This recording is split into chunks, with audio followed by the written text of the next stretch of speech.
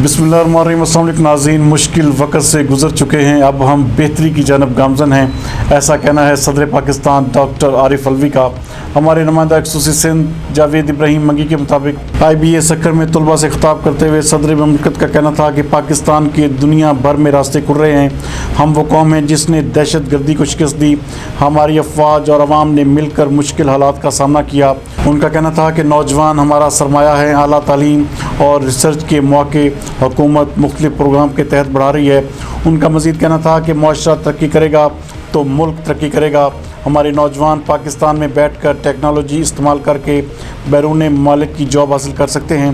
सदर ममलकत डॉक्टर आरिफ अलवी का कहना था कि जमहूरियत में तनकीद की ज़रूरत होती है, लेकिन मुल्क की तरक्की जमहूरियत में ही है। उनका मज़ीद कहना था कि मुश्किल फ़ैसले करने पड़ते हैं, लेकिन इदारे तब ही बनते हैं जब इदारे मजबूत होंगे तो ही मुल्क तरक्की करेगा। तकरीब से वाइस चांसलर IBA सक्कर प्रोफेसर डॉक्टर मीर मोहम्मद शाह ने खिताब करते हुए कहा कि सक्कर IBA 70% तलबा को स्कॉलरशिप दे रहा है, जहाँ से फारिग तहसील होने वाले तलबा ना सिर्फ मुल्क बल्कि दुनिया भर में पाकिस्तान का नाम रोशन कर रहे हैं। हमने मेरिट को हमेशा बरकरार रखा है। इस मौके पर उन्होंने IBA की कारकर्दगी पर रोशनी भी डाली। तकरीब में तलबा ने सदर ममलकत डॉक्टर आरिफ अलवी से बराह रास्त सवालात भी किए।